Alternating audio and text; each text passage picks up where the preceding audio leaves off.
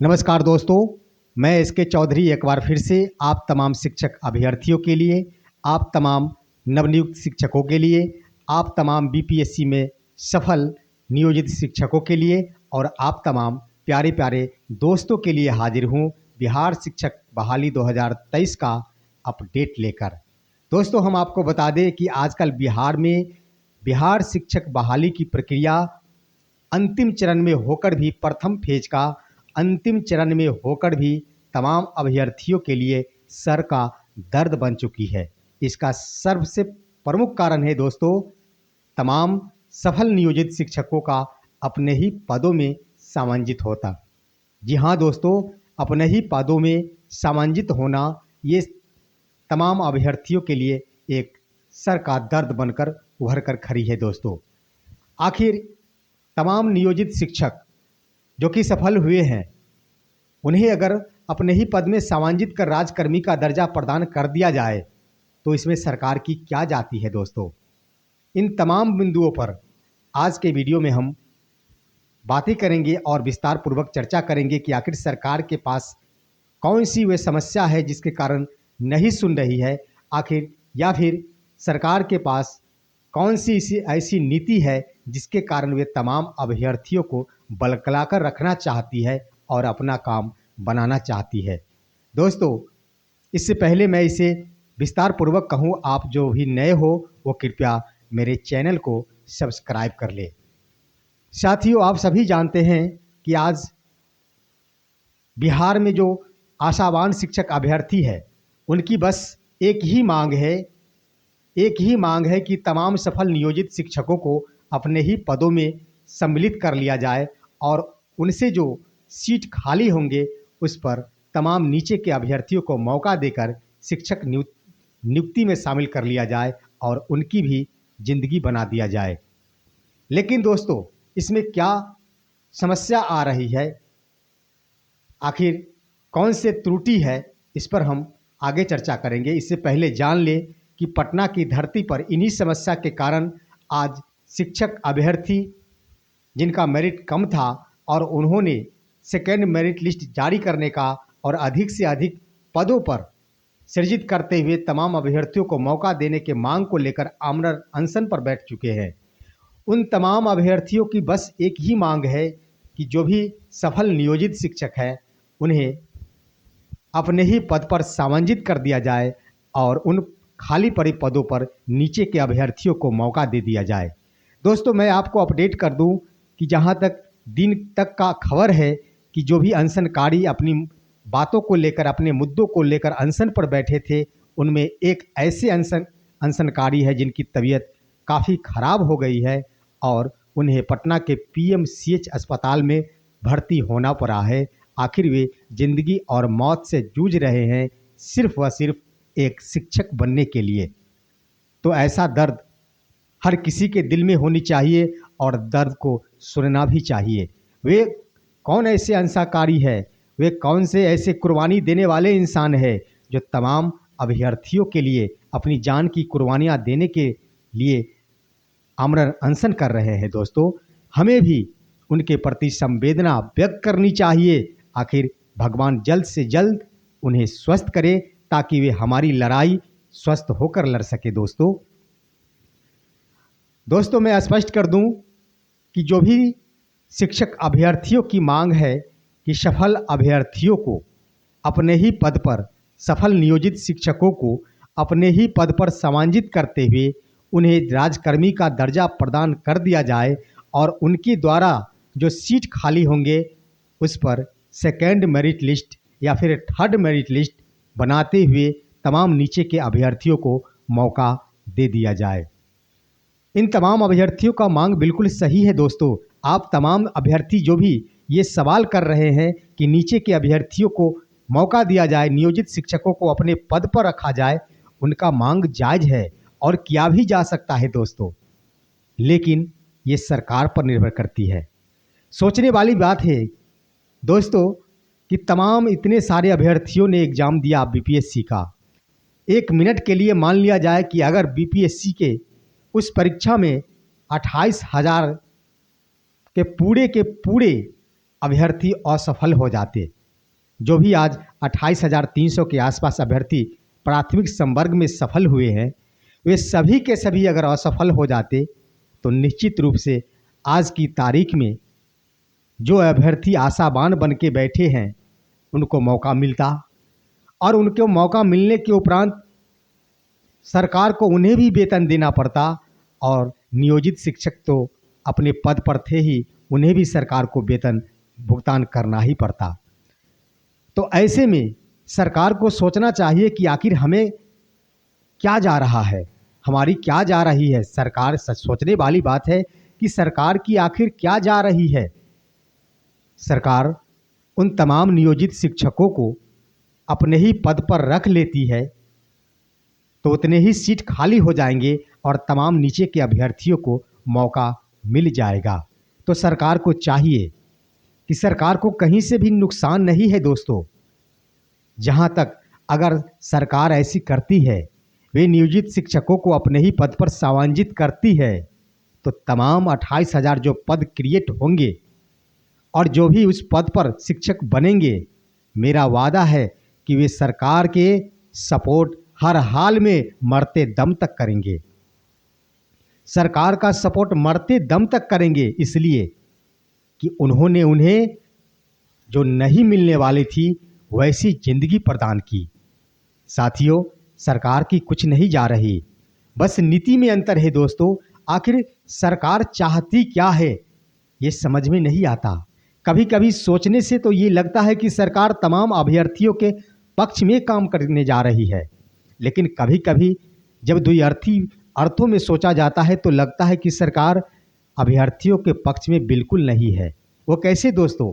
आप सभी जान ले कि अभी वर्तमान में ये खबर छन के आई है कि जो भी नियोजित शिक्षक बीपीएससी की परीक्षा में सफल हुए हैं, उन तमाम सफल अभ्यर्थी अगर अपने ही पद में है तो नवंबर माह तक अपने पूर्व के विद्यालय में पूर्व सेवा में बने रहेंगे। आखिर कौन सी वो बात है, क्यों बने रहेंगे? इन शब्दों से ये लगता है कि सरकार कुछ न कुछ उन सीटों पर कुछ करने जा रही है। हो सकता है सरकार उन तमाम असफल अभ्यर्थियों को अपने पद में समांजित करने जा रही है।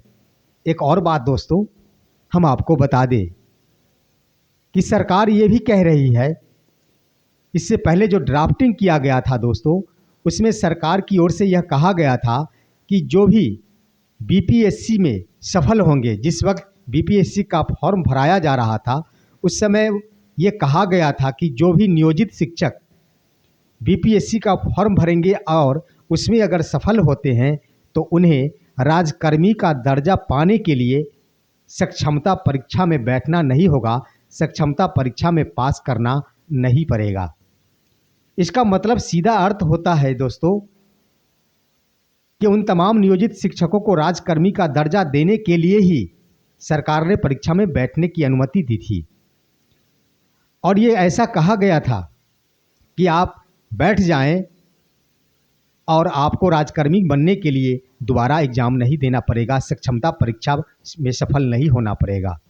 तो इन बातों से भी यह स्पष्ट होता है कि सरकार तमाम सफल अभ्यर्थी नियोजित शिक्षकों को अपने ही पद पर रखने की मंशा बना चुकी है और नीचे के अभ्यर्थियों को मौका देने की सोच रही है। दूसरी और तीसरी बात दोस्तों कि अभी हाल ही में ये खबर छनकर आई है कि सरकार 1 माह के अंदर सक्षमता परीक्षा का आयोजन करने जा रही है, जिसमें तमाम नियोजित शिक्षकों को बैठना होगा और जो भी सफल होंगे वे राजकर्मी बन जाएंगे। तो दोस्तों, इससे भी स्पष्ट होता है कि आखिर इतनी जल्दीबाजी क्यों है, सरकार इतनी जल्दीबाजी क्यों कर रही है। इतने सारे सीटों को वैकेंट किया गया है जिस पर तमाम अभ्यर्थियों को मौका प्रदान किया गया है। ये बीपीएससी को उन तमाम सीटों पर एग्ज़ाम लेना है, उसके बाद 1 महीने के अंदर एक मामूली सी परीक्षा का आयोजन का सवाल क्या है।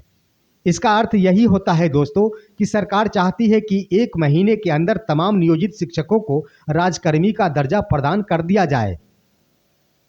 और दूसरी तरफ ये भी खबर आती है कि तमाम सफल नियोजित शिक्षक अभी नवंबर माह तक अपने पूर्व की सेवा में बने रहेंगे। इन तमाम पहलुओं पर सोचने से यह स्पष्ट होता है कि सरकार तमाम अभ्यर्थियों के बारे में सोच रही है, उन पर विचार कर रही है और निश्चित रूप से 28 के 28,000 प्राथमिक संवर्ग के सीट खाली होंगे और सरकार उन पदों पर नीचे के अभ्यर्थियों को मौका देंगी। लेकिन दोस्तों, दूसरी पहलुओं पर विचार करने से यह स्पष्ट होता है कि सरकार ऐसा करने जा रही है जिससे पूरे के पूरे अभ्यर्थी ही फेंका जाए। कभी कभी एक तरफ बीच में ये खबर छन के आई कि 10,000 अभ्यर्थियों ने काउंसलिंग नहीं कराई, तो 10,000 अभ्यर्थी तो वो बिल्कुल सीट वे खाली रह गए। उसके बाद ये खबर छन के आई कि ढेर सारे अयोग्य अभ्यर्थियों ने काउंसलिंग करा लिया है, ढेर सारे फर्जी अभ्यर्थियों ने काउंसलिंग करा लिया है, उन्हें भी खाली कराया जा रहा है, उन्हें भी नियुक्ति पत्र से वंचित किया जा रहा है। तो दोस्तों, इस तरह से जोड़ा जाए तो कुल मिलाकर 15,000 के आसपास की सीटें बन रही थी जिस पर सेकेंड मेरिट लिस्ट जारी करनी थी। लेकिन अभी ये खबर छन के आ रही है, कहीं कहीं ये सुनने को मिल रही है कि मात्र 5,000 सीटों पर ही वैकेंसी दी जाएगी। खैर, इन बातों को मैं सिरे से खारिज करता हूँ कि 5,000 सीटें पर ही सेकेंड मेरिट लिस्ट आएगी। कम से कम अगर नियोजित शिक्षकों को अपने भी पद में समांजित नहीं किया जाता है, फिर भी 15,000 सीटों पर सेकेंड मेरिट लिस्ट का आना बिल्कुल तय है दोस्तों, इसे कोई नहीं रोक सकता। और सरकार को आजीवन अपना सपोर्ट तमाम अभ्यर्थियों को पाना है। सरकार को तमाम अभ्यर्थियों के दर्द को अगर समझना है, सरकार अगर तमाम अभ्यर्थी जो अनशनकारी है, आज जीवन मौत से जूझ रहे हैं, उनके दर्द को महसूस करती है, तो निश्चित रूप से हमें आशा है कि तमाम अभ्यर्थियों के मांगों को सरकार स्वीकार करेगी और तमाम नियोजित शिक्षक जो कि सफल है उन्हें अपने ही पद में सामंजित करेगी और नीचे के अभ्यर्थियों को अवसर प्रदान करेगी। और दोस्तों, मैं आगे की बात बता दूं कि अभी बीपीएससी बिल्कुल अपने कड़े मूड में आ गई है। आज की ये खबर है कि बीपीएससी ने 6 ऐसे अभ्यर्थियों के ऊपर स्पष्टीकरण किया है जिन्होंने बीपीएससी का दुष्प्रचार किया था, यानी कुछ आरोप लगाए थे। बीपीएससी का कहना है कि उन तमाम अभ्यर्थियों द्वारा लगाया गया आरोप बिल्कुल असत्य है, अगर सत्य है तो आप स्पष्टीकरण दें। दोस्तों, मैं आप तमाम अभ्यर्थियों शिक्षक बंधुओं से आग्रह करना चाहता हूं कि आप सभी तर्कपूर्ण तरीके से आवाज़ उठाएं। ये समय बहुत विपरीत चल रही है। हो सकता है हमारी और आपकी आवाज़ दबाने के लिए, आप तमाम अभ्यर्थियों की आवाज़ को दबाने के लिए, हो सकता है जोश में आकर आप आपा खो बैठे, हो सकता है आपके मुख से कुछ ऐसी बातें निकल जाए जिसका प्रमाण उपलब्ध नहीं हो सके, तो ऐसे में बीपीएससी आप पर भी नकेल कस सकती है दोस्तों। तो परहेज करें, समय विपरीत चल रहा है दोस्तों, और विपरीत समय में अपने बुद्धि का उपयोग करना है और बुद्धि के उपयोग से बिल्कुल अपना अधिकार पाना है और आशावान बन के रहना है। हमें बिल्कुल तर्कपूर्ण तरीके से ये मांग उठाते रहना है कि तमाम नियोजित शिक्षकों को अपने ही पद में समांजित किया जाए। तो दोस्तों, आज हम इतना ही वीडियो में करेंगे, आज हम इतना ही खबर आपके लिए रखेंगे। फिर हम अगले वीडियो लेकर आपके समक्ष उपस्थित होंगे। फिर मिलते हैं अगले वीडियो में। हमारा वीडियो अपने दोस्तों, अपने सगे संबंधियों, अपने तमाम बंधुओं के पास शेयर अवश्य कर देंगे। तब तक के लिए नमस्कार दोस्तों।